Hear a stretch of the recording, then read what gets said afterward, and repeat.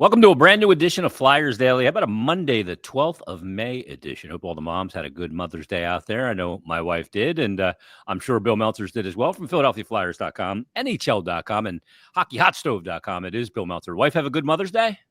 Sending my love to my wife. Talked to her on the phone, but I'm still in Philly. So, well, it wasn't a perfect one for her, but all the good moms out there, great moms out there, hockey moms as well.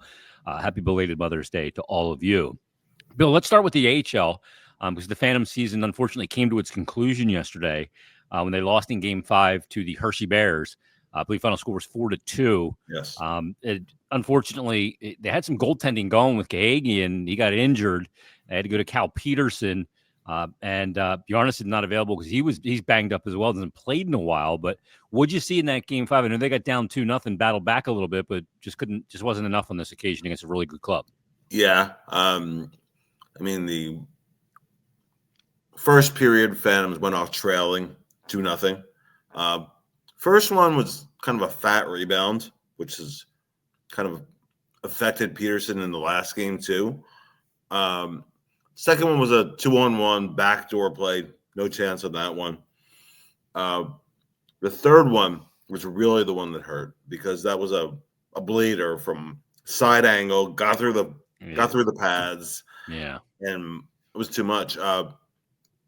Also hurt that the Phantoms were 2 for 22 in the power play in the series. Yeah. And in the third period, Phantoms had to kill 2 penalties, one of which was a full 2-minute 5-on-3, which they actually got some energy from, but you lose 4 minutes off the clock. So. Yeah.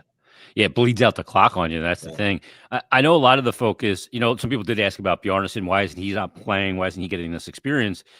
He hasn't played since he was in Brandon, and he is banged up, so he wasn't an option.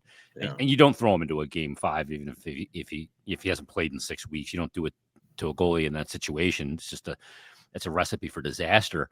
But Jetlachenko, Alex Bump, obviously Grubenkin, there's been a lot of eyes on those guys, and they kind of hit the ground rolling with some points. I know for Lachenko, that dried up a little bit. He did have an assist in that game yesterday. Big one. Big assist. He set up the goal. He set up the goal that made it 4-3 or 3-2. Yeah, so he gets them kind of back in the mix there. But these games really important for these guys to take the pro experience this offseason. You don't just jump from the college game a lot of times. Most players don't into the NHL and be successful. And certainly 18-year-olds that won't be 19 until coming up in August, in Jetlachenko's case, don't do that as well. But it gives them something to learn about the pro game and playing with men, because the Hershey team is not like your generic AHL team. It's not a ton of young players. There's a lot of middle-aged pro players in that lineup. Oh, for sure.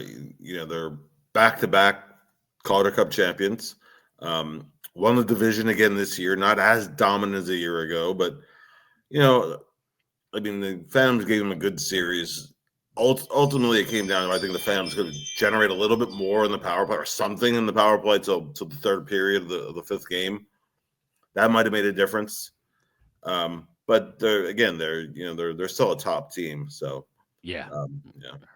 We've often referred to Hershey as the 33rd team in the NHL a lot of times. And, we're talking about power play again, which brings us to our next subject. I know Darren Dreger reported the Flyers hadn't even talked to Rick Tocchet yet. Don't know if they will. Tocchet apparently has had been touched by, or kind of been approached by a number of organizations. It seems to me, with him showing up on TNT already, that he is likely ticketed back to television, at least for a period of time, to kind of recharge after what I'm assuming was a very difficult Vancouver experience between some of the ownership issues out there, which I've talked to some people about that cover the Canucks very closely. And a very tough situation out there. Maybe needs that buffer between Vancouver job and his next NHL job. But do you expect that we're obviously getting closer to the next head coach being named, but is this going to be one that's going to kind of come out of left field, that we're not going to really have been talking about this person, because Tocchet has eaten up so much of the oxygen? Because we know how people on social media love to react to a rumor as if it happened, even though it perhaps hasn't.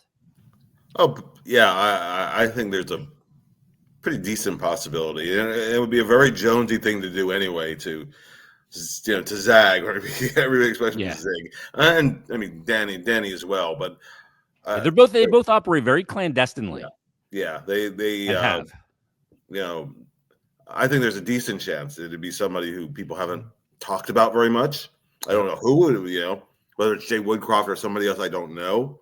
But I think it's a distinct possibility that it's not the name or two like Ferschweiler or Talk that everybody's been mentioning. Yeah, I mean, the thing about it is if you look back at some of the bigger moves that they've made since Danny's been named the GM and Jonesy the president, you have the Provorov trade, which came in the first round of the playoffs. We didn't see that coming at all. That obviously involved Sean Walker. I remember going back to when Sean Walker was on the market for the Flyers. Everybody said, "Oh, they want a first-round pick," and people were flipping out, and these are the rumors, and all of a sudden, boom, he's gone for a first-round pick to Colorado. We can look back at some of the other moves. Obviously, Cutter Gauthier, nobody saw coming and didn't get out. It was very under cloak and dagger, and this front office can operate that way. And I say it all the time. Information gets out. It's got an agenda. Yeah. Some of that information may be being leaked by the Flyers as smokescreen. But for sure. You can't react to every piece of information that has an agenda attached to it, whether it's from a team, an agent, a player. An agent, yeah. Yeah, anybody. It's like the rumor that just came out with Noah Cates. Yeah. It's May. Arbitration. I think it's way too early to talk about arbitration. Yeah. I mean, they got to get a head coach first before they even talk about the RFAs. Yeah. And I mean, it wouldn't even be heard till late July, beginning of August. So it's way early. Yeah. I love that people free. Oh, here we go. Noah Cates, and he wants to go to arbitration. He's not. It's like, or you hear, Cam York wants $9 million. Well, so do I. You know what I mean? Like these things are, and people freak out about them. They treat them as if it's gospel, and there's 100% truth involved in it. This is silly season, and look, people, you got to get comfortable in silly season, because if you react to every rumor, you're going to drive yourself up a friggin' wall. Yeah, you're going to go crazy. Yeah, so just take it for what it's worth. And often, so often seems to be when things go quiet. Again, the guys you don't hear about, the trade destination that's not rumored. Yeah, that's when something ends up happening. Look at the Mikko Rantanen situation, right? I mean, he didn't even have a clue it was coming, that he was going to Carolina, and all he's done so far, through 2 rounds of the playoffs, if he just didn't even play another game, he'd have a shot at the Conn Smythe no matter what his team does. He's just been so insane. I mean, he's been on 15 of the last 17 goals for the team. If I was saying that if Dallas keeps winning, the Reggie Leach, Yari Curry record could be in trouble. Seriously. I mean, he's been unbelievable. And he plays the game in such an understated way. Yeah. Like, it doesn't seem like he's dictating the terms, yet he's dictating all of the terms. And the way he moves into the high slot in the middle of the ice is just magnificent, because it presents so many options. Like, you saw the high blocker goal that he scores on Hellebuck to make it 4-2. Yeah. And he just moves to the middle of the ice and creates so much opportunity for everybody on his line that eventually he can either shoot it and beat the goalie, or he can dish it, and he's great at both. Bill, let's stay on the head coach real quick. I have a few things that I feel are really important in whoever this next coach is. Obviously, the one thing I want them to do is just get it right. I don't care where the guy played, if he played, what he did. I don't care about any of those ancillary things. They don't matter to me. Just get it right. But I think it is really important for a couple of boxes to be checked. And I think one of the boxes that I really need to be checked is that this coach does have some pro experience in dealing with pro players, because when you're dealing with young players, whether Lachenko makes the team next year or Mishkov in year 2, to navigate the practice schedule and the grind of the travel and all of that, I think that coach also has to have gone through those things. That's why I'm really reticent about a college coach that hasn't coached professionally.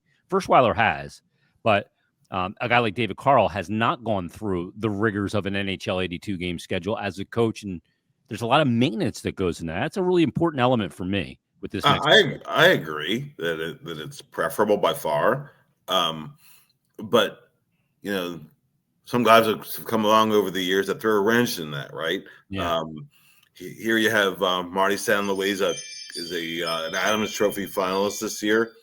Never coached at any level significantly. He coaches Bantam, his kid's Bantam team. Right.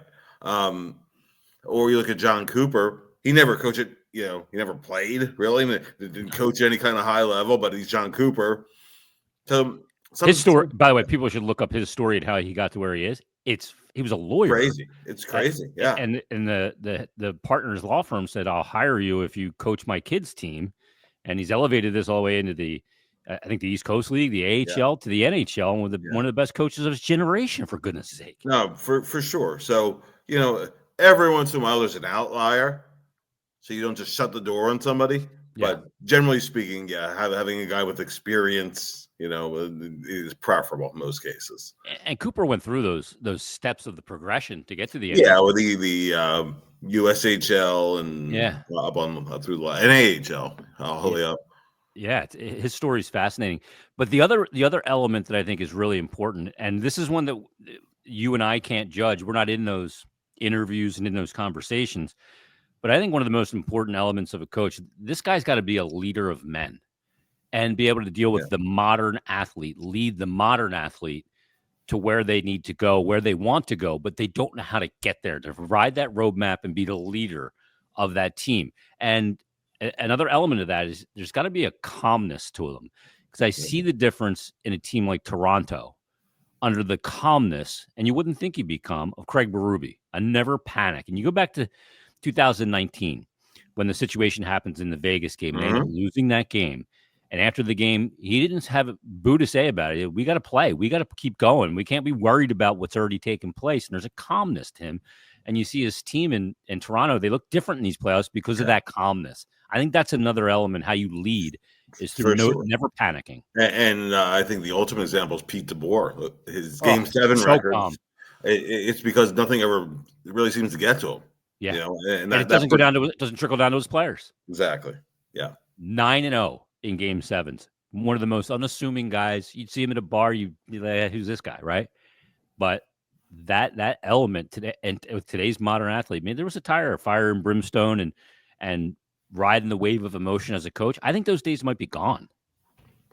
In most cases, I agree. It's I think too that modern coaches have to be with the modern generation of athletes. The question, it's no longer just do what I say. They want to know why, and then they'll do it. If and they want to know why with the video a lot of times. Yeah, too. For sure. They want to see it as well, which I understand. Video is a great tool. Is there a possibility that the next Flyers head coach was coaching in that game yesterday at the Giants Center in Hershey, whether that's Ian LaPerriere or Todd Nelson? Well, it's funny with Nelson because he's almost his own worst enemy, but he's been in the playoffs till mid-late June every year, and teams have their vacancies filled by then. Yeah. His success has become a detriment. Yeah, almost. It's crazy to say that, Yeah. And he's not going to take Carberry's job, so he'll be. Maybe eventually he'll be some team's mid-season replacement or something. I just don't see the timeline working out with him. Yeah. And the Flyers know Lappy and what he's all about. So he's done a good job there with the Phantoms, and that team's taken on a lot of his identity as well. I think he gets unfairly lumped into some of the coaches he worked for in Dave Haxtell and Elaine Vigneault. Right. And there's a presumption that he doesn't know what he's doing. I think that's very far off from the truth. Yeah. And I think he is a guy that knows how to lead young men, and he believes in some of the core tenets, I believe, too, about fitness, things you can control. Mm-hmm. Bill, I saw something really remarkable on Twitter yesterday. Sidney Crosby, Travis Konechny, and Travis Sanheim combining for a goal and celebrating together, which it was bizarre to see. Yeah. As Crosby goes up the right wing, gets it to Konechny, ends up to Sanheim, and they end up scoring. But these three players, Sanheim, Konechny, and Tyson Forster, playing with Nathan McKinnon, mind you, had some really nice plays as well. This can only help these three players, in particular Tyson Forster, playing with a guy who can move and dictate the terms on the ice like McKinnon can. It forces you to elevate your game. It'll get you elevate your pace. Yeah. You have to. He'll get you the puck if you get open. So, and also, those guys got to play a little bit too with Celebrini too. So that's some interesting line combinations there. And Konechny had a heck of a game on Sunday too.